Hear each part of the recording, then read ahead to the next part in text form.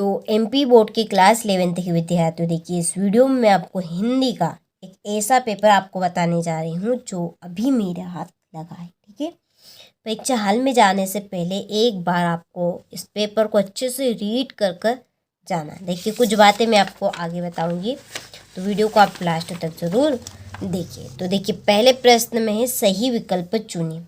पहला प्रश्न है कि हिंदी साहित्य का स्वर्णयुग कहलाता है, इसका आंसर है भक्ति काल। दूसरा है चंद मल्लिकार्जुन का अर्थ है, इसका आंसर है शिव।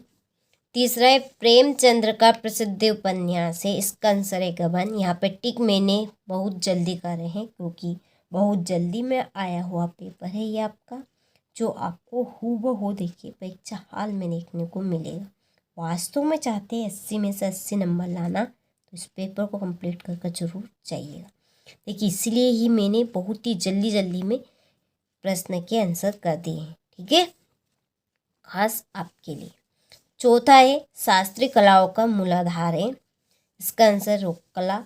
पांचवा है भारत में छपने वाला पहला अखबार था, इसका आंसर है बंगाल गजट। छठा है रचना के अनुसार वाक्य के भेद होते हैं, इसका आंसर है 3।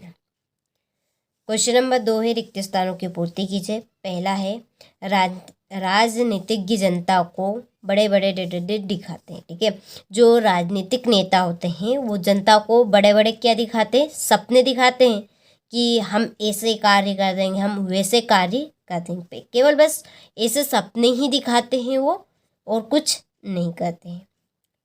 दूसरा है गीत फरोश कविता के रचयिता है, इसका आंसर है भवानी प्रसाद मिश्र। तीसरा है जामुन के पेड़ की नीचे दबे आदमी की डेडेज भी पूर्ण हो चुकी थी, क्या हो चुकी थी उसकी पूर्ण फाइल। चौथा है मध्य प्रदेश में डेडेज की गुफाएं शैल चित्रों के लिए जानी जाती हैं, तो इसका आंसर है भीम बेटिका। पांचवा शब्दकोश न केवल शब्दों के अर्थ बताता है बल्कि शब्दों का खजाना होता है। छठा है डेडेज के 2 भेद महाकाव्य और खंड काव्य, तो किसके 2 भेद होते हैं महाकाव्य और खंड काव्य, प्रबंध काव्य के। चलिए तो स्क्रीनशॉट आप ले लीजिए। क्वेश्चन नंबर 3 में सही जोड़ी। देखिए बहुत ही जल्दी में यहाँ पर मैंने प्रश्न के आंसर कंप्लीट किए हैं, तो आपको परीक्षा हाल में जाने से पहले एक बार इस पेपर को अच्छे से रीड कर जाना है। तो देखिए पहली है मुतम, इनकी जोड़ी आपकी रहेगी आश्वस्त। भारत माता, इसकी जोड़ी है जवाहरलाल नेहरू। खडेरों की दांडी की आपकी जोड़ी है 120 कोइया। सरकारी पत्र कौन से होते हैं, औपचारिक पत्र। खंडकाव्य, इसकी जोड़ी है पंचवटी। संक्षेपण है आपका लघु संक्षेपण है पूर्णता, संक्षिप्तता और स्पष्टता और एवं शुद्धता। अनुच्छेद की जोड़ी है पंचवटी। क्वेश्चन नंबर 4 में एक वाक्य में उत्तर। पहला है कि बिहारी सस्से किस काल की रचना है, तो ये है आपकी रीतिकाल की।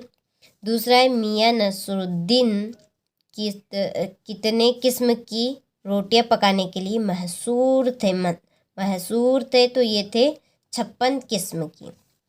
तीसरा है धूप का कौतिक करने वाले लोकगीत भारत के किस प्रांत के हैं, इसका आंसर है पंजाब। चौथा है कंपनी उम्मीदवार को किसके आधार पर चुनती है, सवृत के आधार के ऊपर। पांचवा 10वां रस किसे माना गया है, तो 10वां रस वात्सल्य को। छठा है रोला छंद में यति कहाँ होती है, तो 11 और 13 मात्राओं पे। सातवां युग्म का अर्थ क्या है, तो देखिए युग्म का अर्थ है जोड़ा। यहाँ से आप स्क्रीनशॉट ले लीजिए। क्वेश्चन नंबर 5 है जिसमें सत्य है, तो यहाँ पे मैंने टिक कर दी है, आप स्क्रीनशॉट ले लीजिए, कंप्लीट कर लेना है आपको। देखिए काफ़ी मोस्ट इम्पोर्टेंट क्वेश्चन है। इसके बाद में है छठा प्रश्न, प्रगतिवादी कविता की कोई 2 विशेषताएं बताना है। यदि चंपा पढ़ी लिखी होती तो कवि से कैसे बात करते। चलिए तो आप बाकी के प्रश्नों का देखिए स्क्रीनशॉट लेते चलिए। वास्तव में आपको 80 नंबर में से 80 नंबर लाने हैं। तो देखिए इस वीडियो के जो पेपर है ये आपका इसके सभी प्रश्नों को आपको अच्छे से कंप्लीट कर जरूर जाना है। देखिए ये मुझे अभी ही मिला है जो मैं आपको बता रही हूँ। देखिए और पेपर के लिए आप जुड़ना चाहते हैं हमारी एप्लीकेशन से तो डिस्क्रिप्शन में नंबर दिए है, आप उन नंबर पर कॉल कर सकते हैं। ठीक है, इसके बाद में देखिए ये आपका यहाँ से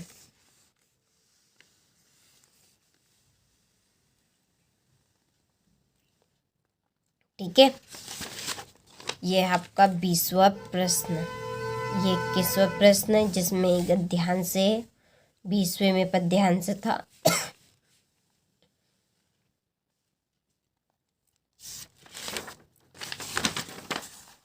ये आपका 22वां प्रश्न और ये है आपका 23वां प्रश्न।